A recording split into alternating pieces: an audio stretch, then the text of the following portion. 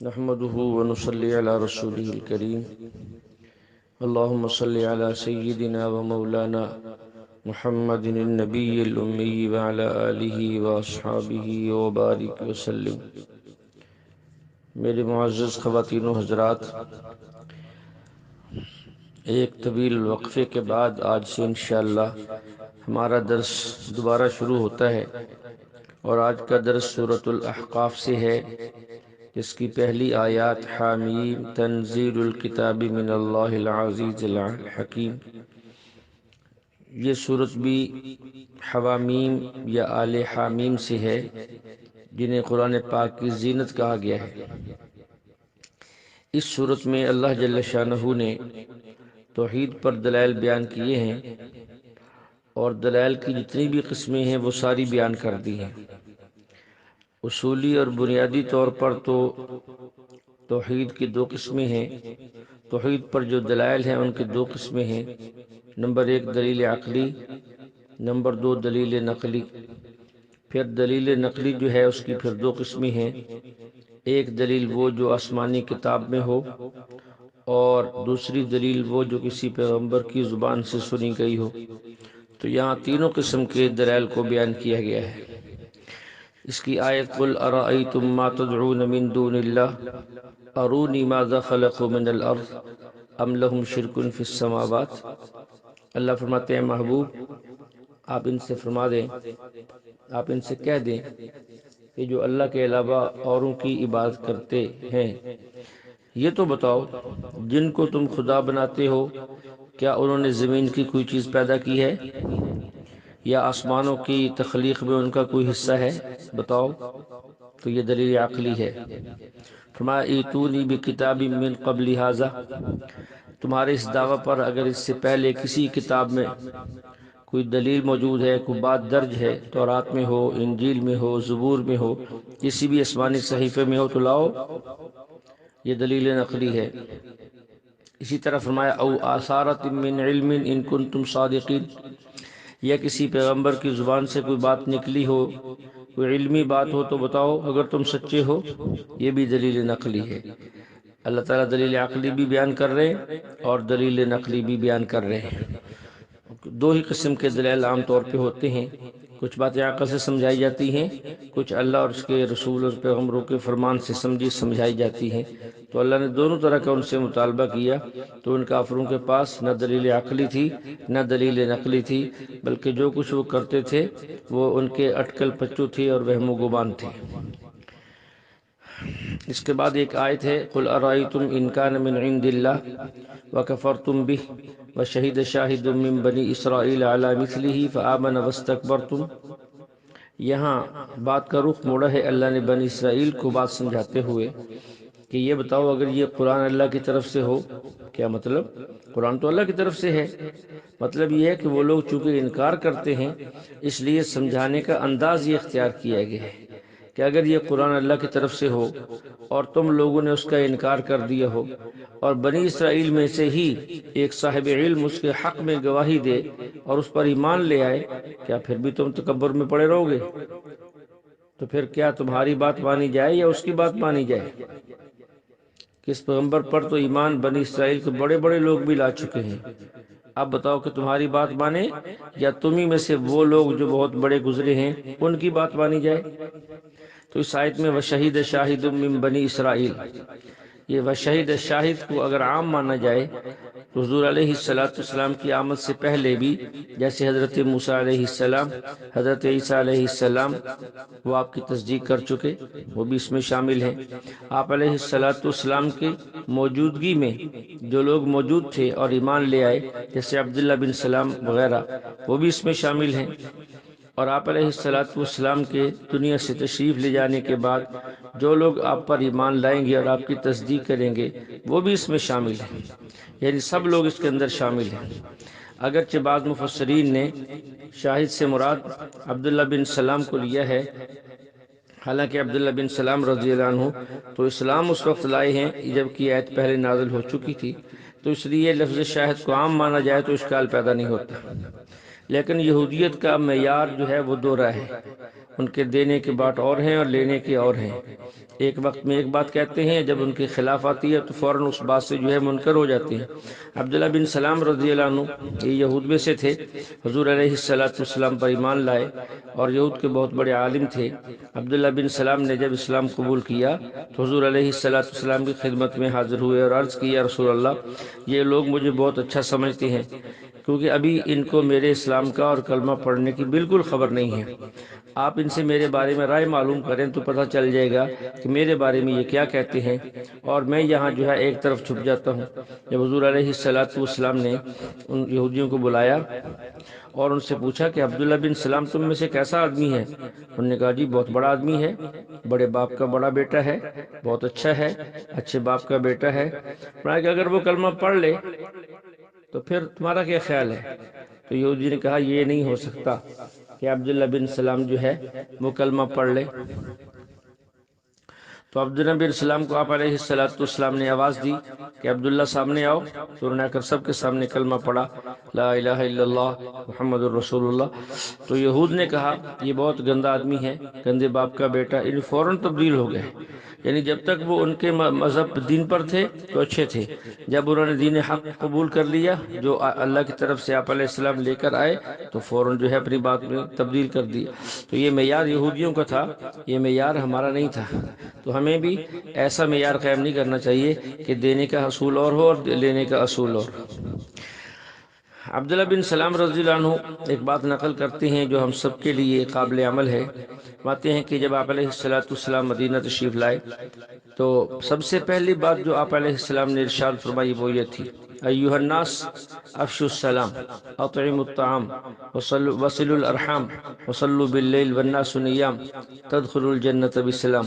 اے لوگو سلام کو پھیلاؤ، لوگوں کو کھانا کھلاؤ، رشتہ داری کا خیال رکھو، رات کو نماز پڑھو، جب لوگ سوئے ہوں تو امن کے ساتھ جنت میں داخل ہو جاؤ گے۔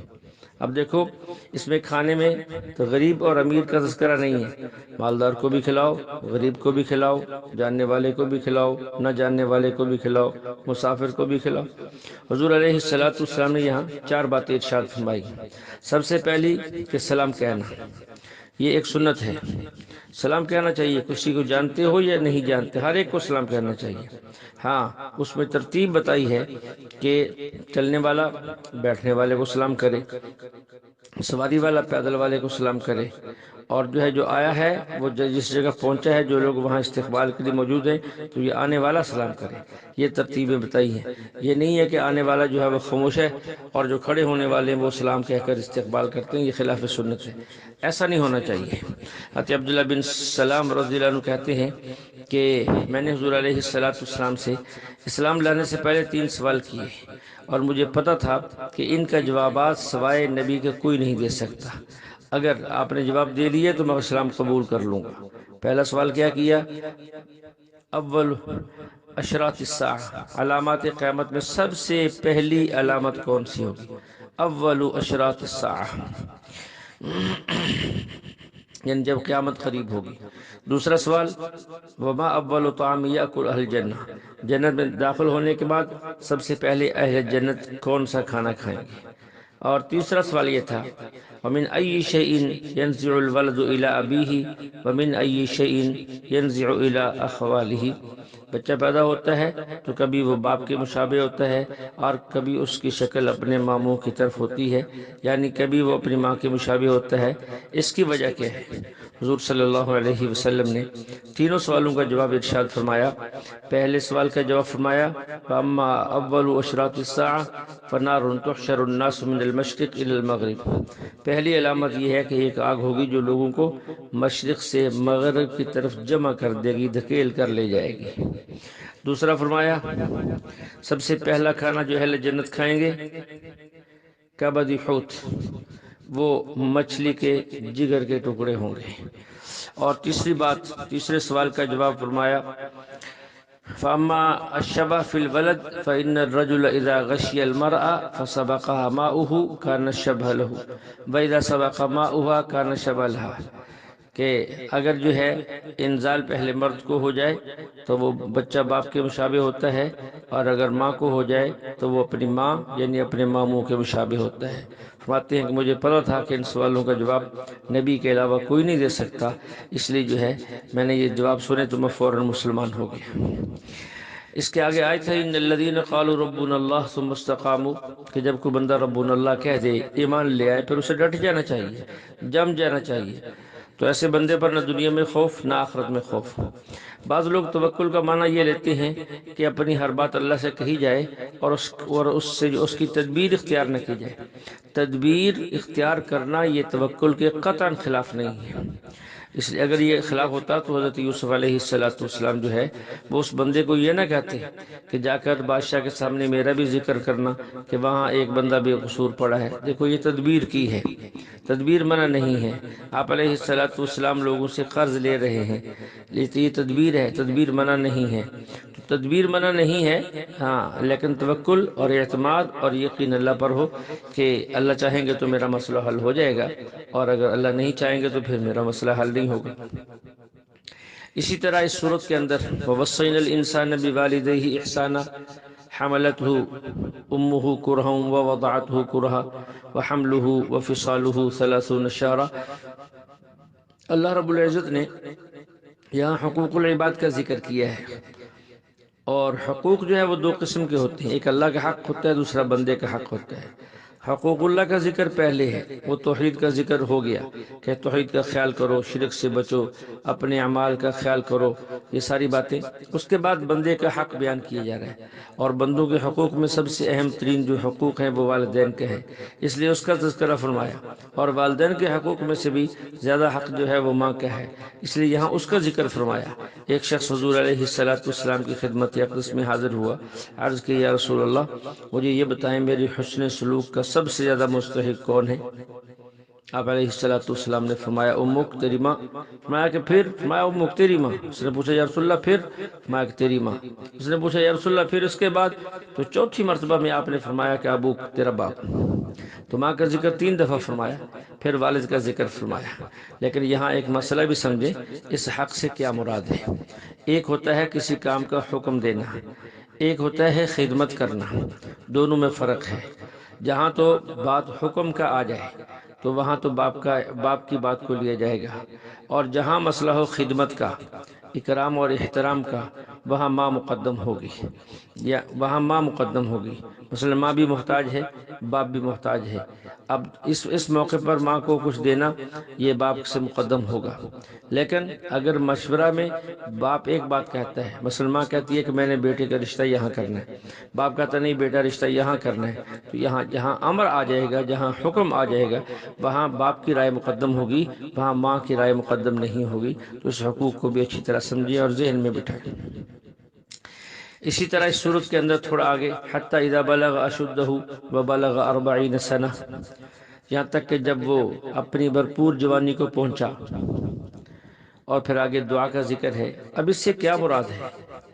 اس جوانی سے کیا مراد ہے اور اس سے کیا مراد ہے؟ بہت سے مفسرین نے لکھا ہے اس آیت کے اس جملے کے سب سے پہلے مصداق حضرت ابوبکر صدیق رضی اللہ عنہ۔ حضرت ابوبکر رضی اللہ عنہ کی عمر 18 سال تھی، حضور علیہ السلام کی عمر 20 سال تھی، اکٹھے تجارت کیا کرتے تھے۔ آپ علیہ السلام حضرت خدیجہ کا مال لے کر تجارت کرتے، مزاربت کرتے، مال ان کا ہوتا، محنت آپ کرتے، اور جو نفع آتا وہ جو آدھا آپس میں تقسیم کر لیتے۔ ایک سفر میں حضرت ابوبکر صدیق رضی اللہ عنہ بھی ساتھ تھے، تو آپ علیہ السلام کے معاملات سے بہت متاثر ہوئے، دوستی لگ گئی، بلکہ پکی ہو گئی، بلکہ معتقد بن گئے۔ پھر جب آپ علیہ السلام کی عمر 40 سال کی ہوئی تو صدیق اکبر رضی اللہ عنہ کی عمر اس وقت 38 سال کی تھی۔ آپ علیہ السلام نے اعلان نبوت فرمایا تو صدیق اکبر نے فوراً کلمہ پڑھا۔ بعض مفسرین کہتے ہیں کہ حتی اذا بلغ اشدہ، وبلغ 40 سنہ، جب خوب جوانی کو پہنچے یعنی 18 سال کے ہو کر پھر حضور علیہ الصلوۃ والسلام کے بہت قریب ہو گئے۔ وبلغ 40 سنہ، جب 40 سال کے ہو گئے تو صدیق اکبر نے یہ دعا مانگی، یہ جو فرمایا وَأَنْ أَعْمَلَ صَالِحًا تَرْضَى، کہ مجھے توفیق دے کہ میں نیک عمل کروں جس سے اللہ تو راضی ہو جائے۔ تو صدیق اکبر نے اس موقع پر 12 غلام آزاد کیے اور فرمایا وَأَصْلِحْ لِي فِي ذُرِّيَّتِي، یا اللہ میری اولاد کو بھی نیک کر۔ تو حضرت ابو بکر صدیق رضی اللہ عنہ تمام صحابہ میں وہ واحد صحابی ہیں جن کے والدین اور اولاد سب کو صحابی ہونے کا شرف حاصل ہے۔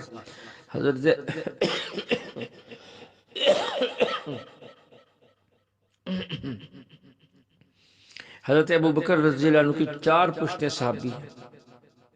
آپ کے والد ابو قحافہ بھی صحابی ہیں، آپ کی والدہ ام رومان بھی صحابی ہیں، خود حضرت ابو بکر رضی اللہ عنہ بھی صحابی ہیں، آپ کی بیٹیاں اور بیٹے بھی صحابی ہیں، اور آگے آپ کے نواسے رضی اللہ عنہ، یعنی یہ پشت در پشت جو ہے یہ شرف صرف حضرت ابو بکر رضی اللہ عنہ کو حاصل ہے، اوروں کو حاصل نہیں ہے۔ اور ایک بات یہاں یہ بھی کہتے چلوں کہ حضرت ابو بکر رضی اللہ عنہ کو جو تمام صحابہ پر فضیلت ہے اس کی وجہ کیا ہے؟ فضیلت کی وجہ کیا ہے؟ فضیلت کی وجہ صحابیت ہے۔ صحابہ کی فضیلت کی وجہ آپ علیہ الصلوۃ والسلام کو حالت ایمان میں دیکھنا اور آپ کی صحبت میں رہنا، یہ وجہ ہے۔ ان کے اعمال جو ہے وہ وجہ فضیلت نہیں ہے۔ اور چونکہ صحبت سب سے زیادہ حضرت ابو بکر رضی اللہ عنہ کو حاصل ہوئی، اس کی کئی وجوہات ہیں۔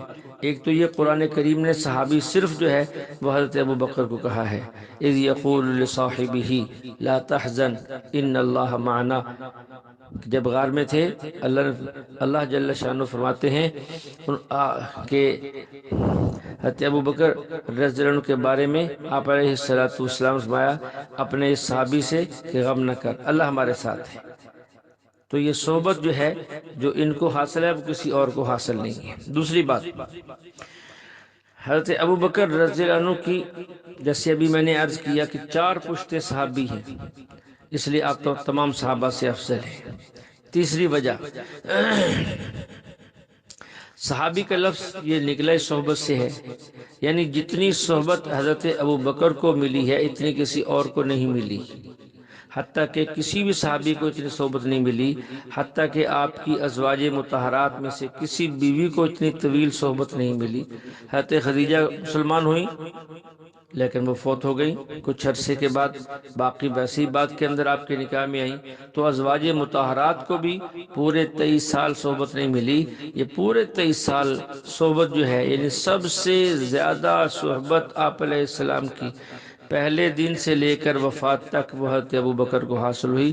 چونکہ زمانہ صحبت لمبا ہے اس لیے یہ وجہ فضیلت ہے کہ سارے صحابہ سے اور سب صحبت حاصل کرنے والوں سے آپ جو ہے سب سے افضل ہے۔ چوتھی وجہ یہ بھی سمجھے کہ حضرت ابو بکر رضی اللہ عنہ وہ شخص ہیں جن کو آپ علیہ الصلوۃ والسلام کی ایسی خلوت کی صحبت حاصل ہوئی جو کسی اور کو حاصل نہیں ہے، ایسی خلوت کی صحبت اور اتنی طویل جو کسی اور کو حاصل نہیں ہے۔ غار ثور میں 3 دن 3 راتیں یعنی پورے 72 گھنٹے یا اس سے بھی شاید کچھ زیادہ، یہ واحد ابو بکر صدیق تھے جو آپ کے ساتھ تھے۔ 72 گھنٹے میں کوئی دوسرا شخص لمحہ بھر کے لیے بھی وہاں نہیں آیا۔ ایسی صحبت نہ ازواج مطہرات کو ملی ہے اور ایسی طویل صحبت خلوت والی نہ کسی اور صحابی کو ملی ہے۔ تو یہ حضرت ابو بکر رضی اللہ عنہ کی جو ہے وہ وجہ فضیلت ہے تمام صحابہ پر۔ اللہ جل شانہ ہمیں ان کی قدر کرنے کی توفیق عطا فرمائے۔ اس کے ساتھ ہی ایک واقعہ یاد آیا حضور حضرت ابو بکر صدیق رضی اللہ عنہ کی پسندیدہ چیزوں کا ایک طویل روایت کا ایک ٹکڑا ہے، اس میں یہ بھی ہے حبیب الی من الدنیا ثلاث، کہ میری محبوب ترین چیزیں 3 ہیں۔ حضرت ابو بکر فرما رہے ہیں، نمبر 1 النظر الی وجہ رسول اللہ، آنکھ میری ہو چہرہ میرے محبوب کا ہے، محبوب کا ہو بس میں دیکھتا ہی رہوں۔ دوسرا فرمایا انفق مالی علی امر رسول اللہ، حضور کی خواہش پر میرا مال خرچ ہوتا رہے۔ یہ میری چاہت ہے، تو آپ نے خرچ کیا اور مثال قائم کر دی، سب جانتے ہیں۔ تیسری بات فرمائی ان تکون بنتی تحت رسول اللہ، فرمایا کہ میری خواہش یہ ہے کہ بیٹی میری ہو اور بیوی جو ہے اللہ کے نبی کی ہو۔ اب ہمارے سامنے ہے حضرت عائشہ رضی اللہ عنہا 9 سال کی بیٹی ہیں، حضرت ابو بکر نے ان کا نکاح آپ علیہ السلام سے کر دیا ہے۔ دیکھیں ایک بات کو یہاں سمجھیں، پھر اشکال پیدا نہیں ہوتا۔ ہم چونکہ ہمارے معاشرے میں شادی کو شہوت پورا کرنے کا ایک سبب کہا جاتا ہے، اور شادی کا نام آتے ہی فوراً جاتا ہے کہ یہ تو شہوت پورے کرنے کی جگہ ہے۔ اس لیے یعنی جب اس کو شہوت کی نگاہ سے دیکھا جاتا ہے تو کوئی شاگرد اپنے استاد کو اپنی بہن نکاح میں دینے کے لیے تیار نہیں ہے، کوئی مرید اپنے پیر صاحب کو اپنی بیٹی نکاح میں دینے کے لیے تیار نہیں ہے۔ وجہ کیا ہے کہ دماغ میں یہ بھرا ہے کہ یہ تو شہوت ہے، حالانکہ قطعاً ایسا نہیں ہے۔ یہ نکاح شہوت نہیں ہے، یہ نکاح عبادت ہے۔ اللہ تعالیٰ تو فرما رہے ہیں وَمِنْ آیَاتِهِ أَنْ خَلَقَ لَكُم مِّنْ أَنفُسِكُمْ أَزْوَاجًا لِتَسْكُنُوا إِلَيْهَا، کہ ہم نے تمہاری جنس انسان میں سے تمہاری بیویوں کو پیدا کیا تاکہ تم کو ان سے سکون ملے۔ دوسری آیت هُوَ الَّذِي خَلَقَكُم مِّن نَّفْسٍ وَاحِدَةٍ وَجَعَلَ مِنْهَا زَوْجَهَا لِيَسْكُنَ إِلَيْهَا، اللہ نے تمہیں ایک جان یعنی حضرت آدم علیہ السلام سے پیدا کیا اور اسی سے اس کی بیویوں کو بنایا تاکہ وہ اس سے سکون حاصل کرے۔ اب دیکھیں اللہ نے جب بیوی کا ذکر فرمایا تو یہ فرمایا کہ میں نے عورت کو پیدا کیا تاکہ مرد کو سکون ملے۔ اس لیے میں کہتا ہوں اگر مرید کے دل میں یہ بات ہو کہ اس سے میرے شیخ کو سکون ملے گا، شاگرد کے دل میں یہ بات ہو کہ اس سے میرے استاد کو سکون ملے گا کیونکہ اللہ نے یہ فرمایا ہے، تو پھر مزاج الگ ہوگا اور پھر ترتیب الگ ہوگی۔ اگر ذہن میں وہی بات گھومتی رہے شہوت والی تو پھر جو ہے اس کی طرف انسان کا ذہن ہی نہیں جاتا، بلکہ انسان اس کو وہی جو اس کے دماغ میں بات پھنسی ہوتی ہے اسی کے مطابق ہی فیصلے کرتا رہتا ہے۔ دوسری بات یہ عرض کر کے بات کو ختم کرتے ہیں کہ بعض لوگ یہ بھی کہتے ہیں کہ یہ بات دل کو نہیں لگتی کہ خاوند اتنا بڑا ہو اور بیوی اتنی کم عمر کی ہو، تو یہ بات اس کے دل کو نہیں لگتی جو صرف کتابیں پڑھتے ہیں، وہاں بیٹھ کر تھیوریاں بیان کرتے ہیں۔ جو آدمی عملاً اس سے گزرا ہے اس سے پوچھو دل کو لگتی ہے کہ نہیں لگتی، وہ خوب جانتا ہے اور اللہ خوب جانتے ہیں، اللہ کے نبی خوب جانتے ہیں، صحابہ خوب جانتے ہیں۔ صحابہ کی زندگیاں اٹھا کر دیکھو، آپ علیہ السلام کی زندگی دیکھ لیں، پہلے انبیاء علیہ السلام کی زندگی دیکھ لیں، وہ ہم سے زیادہ بہتر اس دین کو سمجھتے تھے، ان باتوں کو سمجھتے تھے۔ اس کا کیا فائدہ ہے؟ دل لگتا ہے کہ نہیں لگتا، یہ شادی کامیاب ہوتی ہے کہ نہیں ہوتی، یہ ساری باتیں وہ صحیح جانتے تھے اور ہم جو کہہ رہے ہیں ہم غلط کہہ رہے ہیں۔ اس لیے ہمیں اپنے غلط رویے پر اور غلط سوچ پر اللہ سے توبہ اور استغفار کرنی چاہیے اور اپنے بڑوں پر اعتماد کرنا چاہیے۔ اللہ جل شانہ جو ہے ہمیں کلام مقدس کو سمجھ کر عمل کرنے کی توفیق عطا فرمائے۔ وآخر دعوانا ان الحمد للہ رب العالمین۔